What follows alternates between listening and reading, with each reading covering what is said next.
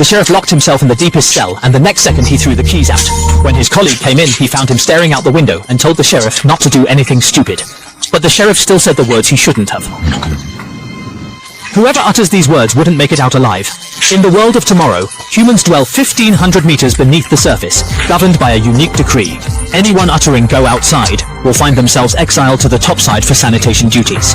Preceding ventures to the surface resulted in inevitable death by toxic exposure. However, the sheriff spoke the prescribed phrase owing to the grief of losing his spouse 3 years prior. That day, his wife shouted in the dining hall that the outside world was actually beautiful.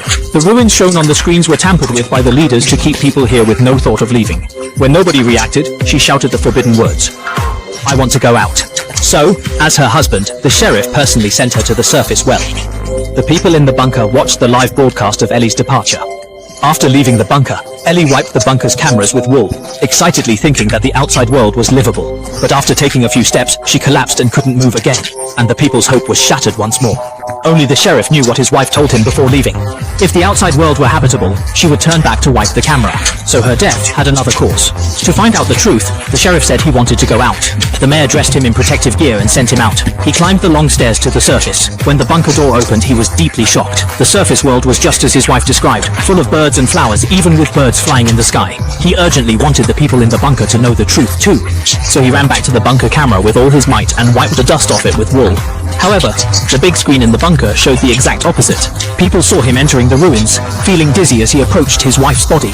The sheriff suspected that the real toxin was in his suit, so he did something no one had ever done. He took off his helmet. Yet his condition deteriorated quickly, and soon he fell beside his wife, extinguishing the hope of surviving outside again. Only one woman realized that the sheriff had his reasons for removing the helmet before dying.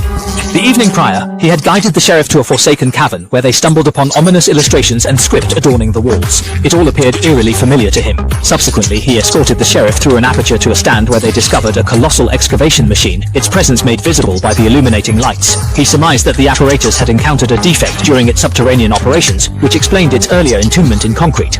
They climbed down the ladder along the wall, took out a camera from a small box, and followed a fishing line to a cloth bag behind an iron plate. Inside was the hard drive that the sheriff's wife discovered, containing recordings of the real world outside and handwritten notes when deciphering it. The sheriff rushed to take everything to extinguish the evidence, but he wasn't happy about it. He roared, saying if the sheriff listened to his wife, he might not die. The sheriff was stunned upon hearing this because his wife was his unresolved issue. Hesitant, he told Juliet to act discreetly as the management would sentence them to death if this was discovered. Afterward, he took back the hard drive and notes, then heard about the sheriff's exile.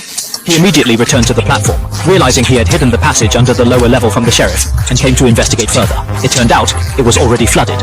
He always had a fear of deep water,